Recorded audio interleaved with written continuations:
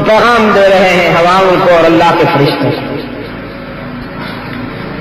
بلغوا عنا قومنا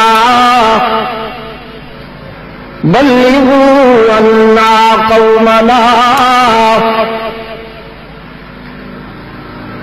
اللہ کے فرشتوں ہمارا یہ پیغام ہماری برادری کو جا کے دو،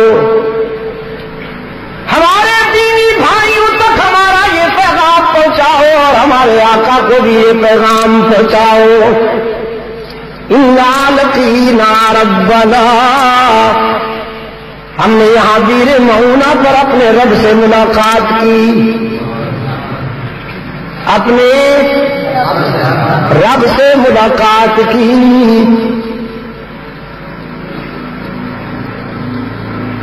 مہکتے ہوئے تسبیح خانے میں نہیں، آستانے میں نہیں، پروفیشنل دربار میں نہیں، تلواروں کے سائے میں ہم نے اپنے یار سے ملاقات کی اور یہ ملاقات خوب کامیاب رہی. وہ ہم سے راضی ہو گیا، ہم اس سے راضی ہو گئے. جان لائے تھے اس کے حضور نذرانے کے لیے. بڑا کرم ہے اس کا کہ اس نے ہمارا یہ نذرانہ قبول کر لیا. میرے گرامی قدر دوستو، رحمت عالم صلی اللہ علیہ وسلم کو جب یہ اطلاع ملی، رحمت عالم صلی اللہ علیہ وسلم کو جب یہ اطلاع ملی، وہ صبر کا حمالہ، وہ حلم کا بحر ناپیدا کنار، وہ حوصلے کا سمندر. ابن تیمیہ فرماتے مشرکین مکہ نے، دشمنان نے ستانے میں حد کر دی، جو کر سکتے تھے کیا، لیکن ترس گئے. محمد کبھی غصے میں تو آئے، لیکن آج جب آپ نے خدام کی مظلومانہ شہادت کی خبر پہنچی تو بے ساختہ آنکھیں برس پڑی.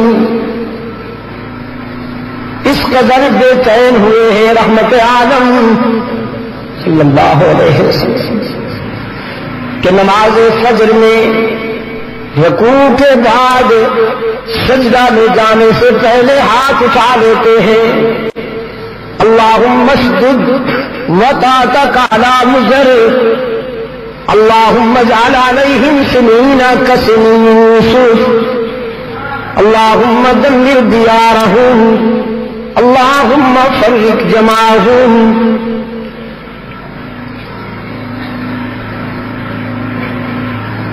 میرے معبود، جن ظالموں نے میرے صحابہ کو تیرے ستم کھینچی، جنہوں نے میرے صحابہ کو تڑپایا،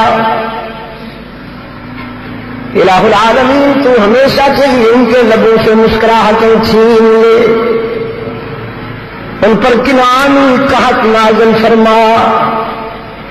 الہ العالمین ان کے اتحاد کو پارا پارا کر، ان کی آبادیوں کو کھنڈرات بنا اور انہیں عبرتناک انجام سے ہمکنار کر، جنہوں نے میرے صحابہ کو ستایا.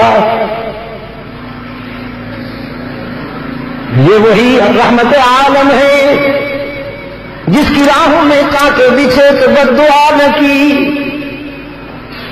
جسے دل آزار ناروں کا نشانہ بنایا گیا تو بد دعا نہ کی، جس کے جسد اطہر پہ کوڑا پھینکا گیا تو بد دعا نہ کی.